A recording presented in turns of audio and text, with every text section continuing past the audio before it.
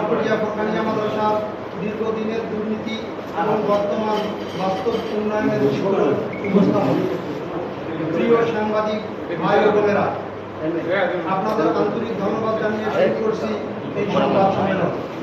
আমরা অত্যন্ত দুঃখ ও ক্ষোভের সাথে জানাচ্ছি, রংপুর মহানগরের ৪ নং ওয়ার্ডের ঐতিহ্যবাহী শিক্ষা প্রতিষ্ঠান ফটফটিয়া ফরকানিয়া মাদ্রাসা দীর্ঘ ২৬ বছর ধরে একটি দুর্নীতিগ্রস্ত গোষ্ঠীর করাল পাশে বন্দী ছিল। এই গোষ্ঠীর নেতৃত্বে ছিলেন পরশুরাম থানার আওয়ামী লীগের সভাপতি ও ওয়ার্ড কাউন্সিলর হারাজান রায়ের ঘনিষ্ঠ সহযোগী আবুল কালাম আজাদ ও আলতাফ মাহমুদ। স্থানীয়ভাবে বহুল আলোচিত এই ব্যক্তিদের বিরুদ্ধে মাদ্রাসার অর্থ আত্মসাৎ, মাদক কারবার ও ভূমি দখলের একাধিক অভিযোগ রয়েছে। এই দুর্নীতিবাদ চক্র বছরের পর বছর ধরে মাদ্রাসার সহসভাপতি ও ট্রাস্টি হিসাবে অনুদান ও দানের অর্থ লোপাট করেছে। ফলে মাদ্রাসার শিক্ষার্থীরা ন্যূনতম সুবিধা থেকেও বঞ্চিত ছিল। শিক্ষার পরিবেশে নেমে এসেছিল আমানিশার অন্ধকার।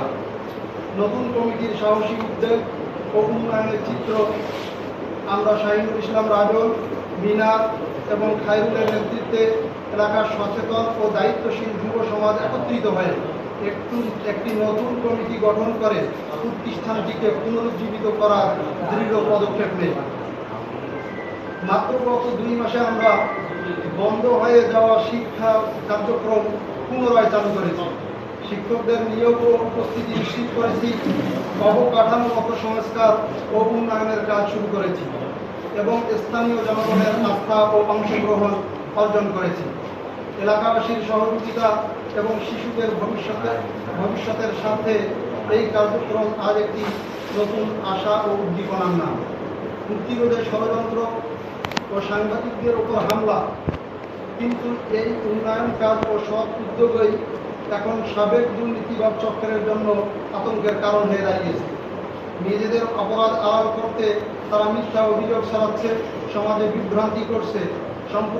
সম্প্রতি আলোকিত টিভি নামক একটি অনলাইন পেজে আমাদের উদ্যোগ ও সত্য ঘটনাগুলো তুলে ধরার কারণে সাংবাদিকদের উপর হামলা, হুমকি এবং জীবন নাশের চেষ্টা চালানো হয়েছে। এমনকি জবাই করে ফেলব ধরনের ভয়ঙ্কর হুমকিও দেওয়া হয়েছে, যা সংবাদপত্রের স্বাধীনতা ও ন্যায়ের কণ্ঠরোধের জঘন্য চেষ্টা। মিথ্যা সংবাদ সম্মেলনের প্রতিবাদ আমরা জানতে পেরেছি।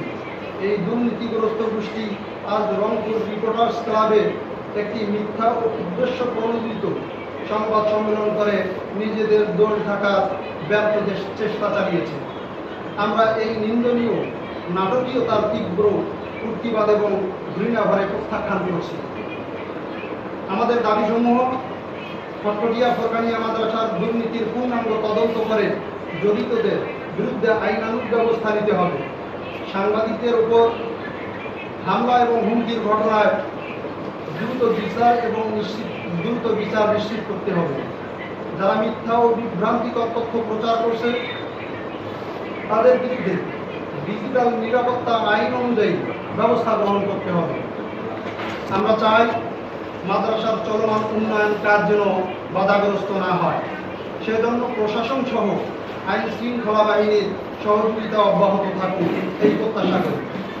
সমাপ্তি বার্তা এই দিতে চাই, আমরা দৃঢ়ভাবে বিশ্বাস করি সত্যের জয় অনিবার্য।